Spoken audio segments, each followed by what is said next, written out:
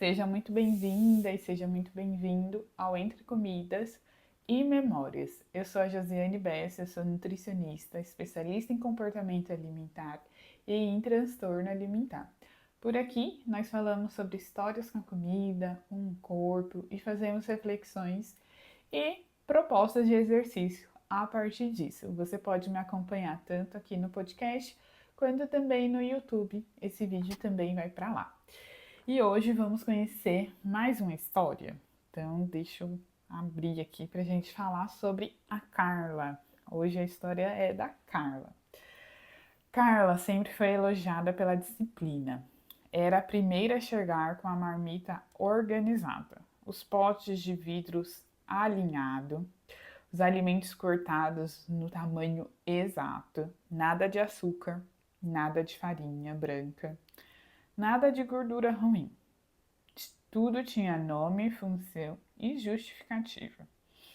Ela chamava de cuidado. Os outros chamavam de exemplo, de disciplina. No mercado, Carla percorria os corredores como quem cumpre um ritual. Lia rótulos com atenção quase devotada. Ingredientes desconhecidos eram devolvidos à prateleira com um leve franzir de testa. Havia uma sensação de segurança em escolher sempre os mesmos alimentos, preparados do mesmo jeito, nos mesmos horários. Comer para ela não era prazer, era responsabilidade, disciplina. Quando alguém sugeria algo fora do plano, Carla sorria educadamente e dizia: prefiro não, isso inflama. Meu corpo não responde bem. Dizia com tranquilidade, mas por dentro se contraía. Não era no estômago, era no peito. Havia dias em que o cansaço aparecia cedo demais, outros em que a irritação vinha sem motivo claro, mas ela afastava qualquer dúvida com a mesma lógica que usava para montar o prato. Se tudo der certo na comida, está tudo certo no corpo. Até o dia que o corpo discordou. Aconteceu numa manhã comum, durante uma reunião. Enquanto falava, Carla sentiu uma tontura leve, quase imperceptível. Depois, um aperto no peito, como se o ar tivesse ficado cada vez mais rarefeito. Nada grave, mas suficiente para quebrar o roteiro. No consultório, respondeu as perguntas com precisão. Dormia bem, comia limpo, treinava com regularidade. Os exames não mostravam grandes alterações. O médico fez uma pausa antes de falar, perguntou como ela se sentia em relação à comida. Não o que comia, mas como se sentia. Carla demorou a responder. Ninguém nunca tinha perguntado daquele jeito. Na semana seguinte, sentada à mesa de um café após a consulta, algo chamou sua atenção. O cheiro de pão quentinho. Não veio acompanhada de culpa imediata, veio de curiosidade. Ela percebeu que fazia anos que não escolhia algo pelo desejo. Escolhia pelo que deveria querer. Não pediu pão naquele dia, mas algo tinha mudado. Nas semanas seguintes, começou a notar pequenos sinais. A rigidez antes das refeições, a ansiedade quando algo saía do previsto, o alívio quase físico ao dizer não, como se manter o controle fosse a única forma de se sentir segura. Carla entendeu aos poucos que a comida tinha virado o lugar onde ela exercia perfeição, onde errar não era permitido, onde o mundo parecia mais previsível do que em qualquer outro espaço da vida. O excesso de saudável não era sobre saúde, era sobre medo. Num domingo, em um almoço simples, alguém serviu legumes assados com azeite em quantidade generosa, que ela jamais se permitira antes. Carla hesitou, sentiu o velho impulso de recusar, mas dessa vez respirou fundo. Colocou no prato, comeu devagar, nada desmoronou. O corpo não reagiu com alarme, não houve punição, só uma sensação de estranha de alívio. Não foi libertador, não foi mágico, foi apenas possível. Carla entendeu que cuidar do corpo não precisava ser um campo de batalha, que saúde não se sustenta no controle absoluto e que comer bem também pode incluir flexibilidade, presença e humanidade. Ela não abandonou seus princípios, mas deixou de usá-los como armadura. E pela primeira vez em muito tempo, a comida deixou de ser uma prova de virtude e passou a ser uma parte da sua vida. A história da Carla é bem contraditória, né? A gente imagina que quando a gente comer super saudável, aí sim a gente vai ter chegado lá e aí sim tudo vai estar correto. Porém, não é bem assim. Tudo que a gente for fazer na nossa alimentação, a gente precisa ter flexibilidade. Porque tudo que for muito rígido vai gerar um sofrimento. Por isso que a gente sempre pensa a saúde algo mais amplo, né? Então a saúde ela é o bem-estar físico, bem-estar físico, mental, emocional e social. Então, se a sua alimentação ela não contempla esses quatro, a gente não pode dizer que você é saudável de fato. Porque tudo bem, você come fisicamente ok, né? Igual a Carla aqui, ela comia legumes, ela comia fruta, ela se organizava, fazia marmita. São práticas até recomendadas, né? Só que ela fazia isso com muita rigidez, então afetava a parte emocional dela. Consequentemente, afetava a parte social dela. E aí a gente tem três pilares, né? Porque o mental também ficava bem cansado. E aí a gente tem três pilares que não estão funcionando e só um está funcionando. Não é à toa que ela vai parar no médico, né? Provavelmente ela tem esse comportamento em outras áreas da vida também. E talvez fosse um burnout aqui, né? A gente não sabe aí aqui pela história, mas vamos inferir que sim. Então, percebe que não dá pra gente ter tanta rigidez na nossa alimentação? Só que olha que louco, né? A gente tá numa sociedade que acha que comportamentos igual o da Carla é exemplo, né? O tanto que os colegas, os amigos achavam que ela estava no auge. E não, ela estava sofrendo muito por conta dessa alimentação. Isso estava custando muito para ela. E é isso que é importante a gente entender. Você pode se organizar para fazer marmitas, se você quiser fazer no fim de semana, mas se surgir um passeio e você quiser muito ir, você tem que se sentir em paz para ir e deixar a marmita para depois, ou para fazer no dia a dia, ou para pedir de algum lugar, ter um plano A, um plano B, um plano C para isso. E curtir o passeio tranquila, em paz. Ou simplesmente um dia, ai, nossa, quero só ficar aqui no sofá descansando. É um direito seu também, né? A gente não precisa ter tanta rigidez, a gente consegue adaptar as coisas. Se não deu para ir na feira hoje, que é o dia da feira, e você está muito cansada, a gente pode ir no mercado depois. A gente pode comprar a salada mais prática do mercado, um tomate, uma cenoura, um pepino. Tá tudo certo.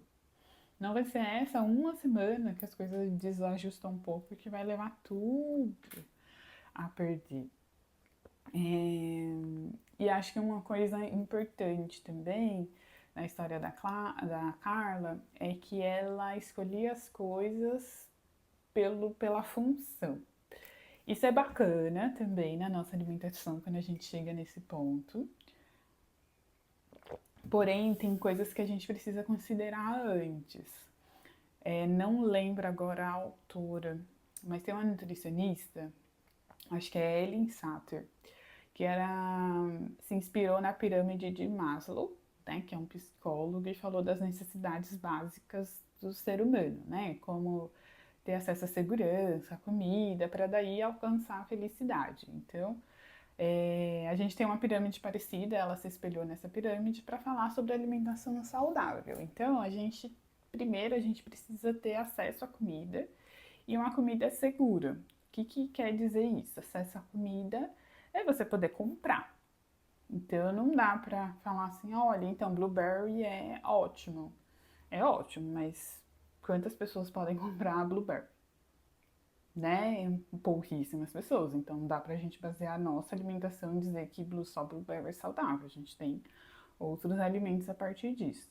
Precisa ser segura, ou seja, eu preciso ter acesso a essa comida de uma maneira adequada. Então, eu preciso comprar lá no mercado, limpa, higienizada, ter os procedimentos corretos, não é uma comida do lixo, não é uma comida contaminada por bactérias, por outras coisas, é uma comida segura microbiologicamente falando mesmo. E depois eu preciso gostar dessa comida. Eu gosto muito de observar crianças, né? Então, uma criança, você fala assim, ah, coma a cenoura, porque tem vitamina A. Ela vai olhar pra sua cara e falar, tá, X, o que tem? Isso me ajuda no quê, né? Então a gente come pelo gosto, né? A gente colocou na boca, gostoso. E aí a gente come por conta disso. Depois a gente vai comer pela função também. Então, nossa, eu vou comer salmão porque salmão tem ômega 3 que ajuda na saúde do cérebro. Ótimo, mas primeiro eu tenho que ter acesso ao salmão. Segundo, eu tenho que gostar do salmão. E aí, terceiro, eu vou comer pela função do salmão. Então, percebe que tem etapas antes? Só que se a gente escolhe apenas pela função, a função está aqui em cima, o restante está embaixo, que é a base que segura a pirâmide. Nada se mantém. Então, tudo cai ali por terra. E era o que estava acontecendo com a Carla. Ela estava escolhendo apenas pela função e não pelo gosto. Então, ela sente aquele cheiro de pão quentinho, pão na chapa, de padaria. Que delícia. Ah, mas nossa, qual é a função? Gente, tem uma função, né? No pão ali vai ter o carboidrato, vai trazer energia e tudo, mas nem tudo é só a função. A gente precisa conseguir fazer essas combinações todas de acordo com o que essa pirâmide, por exemplo, nos traz, né? Sobre o nível de importância ali. E aí, é claro, quanto mais diversa for sua alimentação, mais fácil vai ser chegar nessa função, porque justamente é isso, você vai comer os alimentos naturais também e, consequentemente, você vai ser beneficiado por isso. E aí a pergunta que o médico faz para ela, né? Não é o que ela comia, mas como ela se sentia com a própria alimentação. E isso é um pouco uma das coisas que a gente para pensar muito pouco. A gente assume que aquilo é certo, que a gente está comendo certinho, então pronto. E não, é importante a gente parar para pensar como que você se sente, como que aquilo chega para você, se você conseguiria manter aquela rotina por vários e vários anos, se aquela rotina te permite flexibilidade, reflexões. No caso da Carla, chegava até um pouco a ortorexia, né? Que não é necessariamente um transtorno alimentar ainda, mas é como se fosse um comer transtornado que a gente fala. Então tem uns aspectos ali que torna esse comportamento difícil, né? O comportamento em relação à comida é difícil. E aí você vê que até o azeite, que em tese é ok nutricionalmente, ela fica um pouco angustiada, assim, ela se permite, mas ela tá angustiada. Porque é isso, hoje não pode açúcar, amanhã não pode pão, aí depois não pode farinha, aí não pode banana porque tem muito açúcar, aí não pode manga porque tem muito açúcar, aí não pode só morango, aí não pode dois morangos. Tem, percebe que a escala é infinita, assim, né? Tô trazendo exemplos aqui, mas essas informações desse ponto que eu trouxe não necessariamente são verdadeiras, só para exemplificar aqui para vocês como que a gente pode escalar nesse sofrimento em relação à comida. Quero deixar de exercícios e reflexão para vocês como que você se sente quando você muda a sua alimentação. Quando você come a salada, como que você se sente? É gostoso? É prazeroso? É um sacrifício? É só por conta do peso? Quando você come fruta? Quando você organiza sua alimentação? Quando você cozinha? Quando você pensa em fazer talvez marmitas? Quando você pensa em talvez congelar alguma coisa? Quando você dedica um tempo para sua alimentação, seja fazer a compra, a feira, ou cozinhar, Como que você se sente em cada uma dessas etapas? Porque isso diz muito, né, sobre se essa mudança de fato é uma coisa que você vai conseguir sustentar no longo prazo e o quanto é importante a gente não trazer o perfeccionismo para nossa alimentação.